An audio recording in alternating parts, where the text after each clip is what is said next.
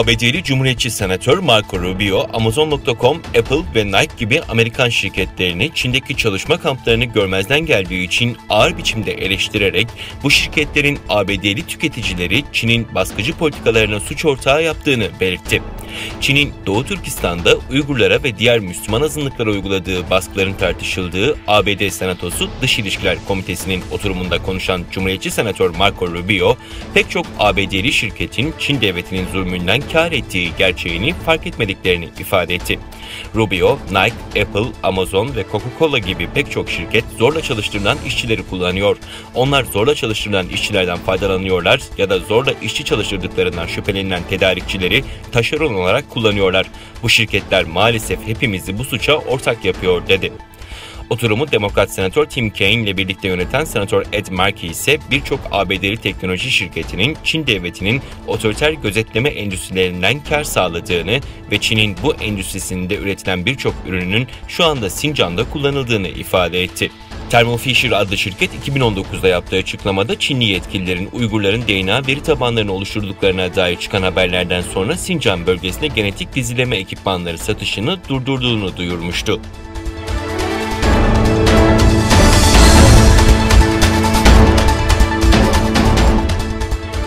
ABD Dışişleri Bakanı Antony Blinken, Çin Dışişleri Bakanı ile telefonda görüştü. Görüşmede Pekin'e koronavirüsün kökenleri konusunda işbirliği ve şeffaflık göstermesi çağrısında bulunan Blinken, Uygur Müslümanlarına muamele, Hong Kong ve Tayvan gibi hassas konuları da gündeme getirdi. Çin devlet medyasına göre Yang da Blinken'a ABD'de bazı çevrelerin koronavirüsün Wuhan laboratuvarlarından sızdığı yönünde absürt iddialar yaydığı konusunda duydukları ciddi endişeleri ifade etti.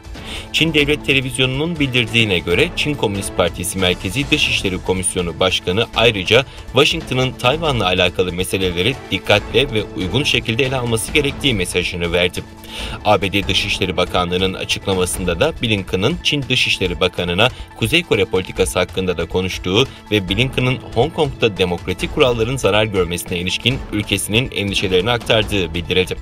Açıklamaya göre ayrıca Blinken, Doğu Türkistan'da Washington'ın soykırım olarak nitelendirdiği Müslüman Uygurlara yapılan muamelelerden duydukları kaygılar iletildi.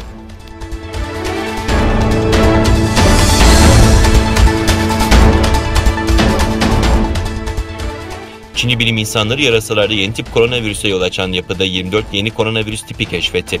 CNN'in haberine göre Çin'in Shandong Üniversitesi'nden araştırmacılar Mayıs 2019 ve Kasım 2020 arasında ülkenin batısında Yunan eyaletinde orman yarasaları üzerine yaptıkları incelemenin bulgularını The Cell dergisinde paylaştı. Araştırmacılar farklı yarasa türlerinden topladıkları ürin ve dışkı örneklerinde 24 yeni koronavirüs genomu tespit etti. Söz konusu koronavirüslerden 4'ünün şiddetli akut solunum sendromu yani SARS ve COVID-19'a yol açan koronavirüslere benzer yapıda olduğu kaydedildi.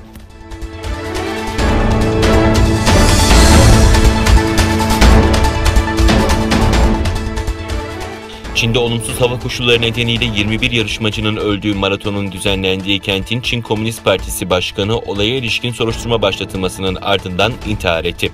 Çin Merkezi Televizyonu'nun haberine göre Gansu eyaletine bağlı Çindak kenti polisi maratonun organizatörlerinden kentin Çin Komünist Partisi Başkanı Li Zhoubi'nin yaşadığı apartman dairesinden atlayarak intihar ettiğini açıkladı. Gansu eyaletinde 22 Mayıs'ta düzenlenen maraton sırasında ani sıcaklık düşüşünden kaynaklanan olumsuz hava koşulları nedeniyle 172 katılımcıdan 21'i yaşamını yitirmişti. Olayla ilgili hazırlanan ön inceleme raporunda yarışmayla ilgili yetersiz planlama yapıldığı ve hava koşullarının kötüye gitmesinin ardından gerekli adımların atılmadığına işaret edilmiş, organizatörler sorumluluklarını yerine getirmemekle suçlanmıştı.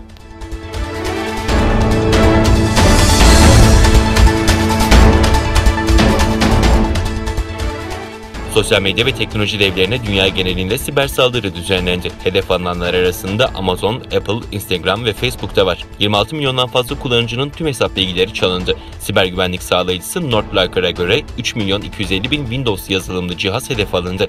Apple, Amazon, Instagram, Twitter, Netflix, eBay ve Facebook gibi platformlarda siber saldırılardan nasibini aldı. Northliker tarafından yayınlanan rapora göre kötü amaçlı yazılım 2018 ila 2020 arasında 26 milyon oturum açma kimlik bilgisi de dahil olmak üzere pek çok bilgi çaldı. Şirket rapora aynı zamanda web kameralarının kötü amaçlı yazılım tarafından ele geçirildiğini de ekledi. Milyonlarca kullanıcısı bulunan şirket kullanıcı bilgilerine erişilmediğini ve güvenliğin arttırıldığını duyurdu.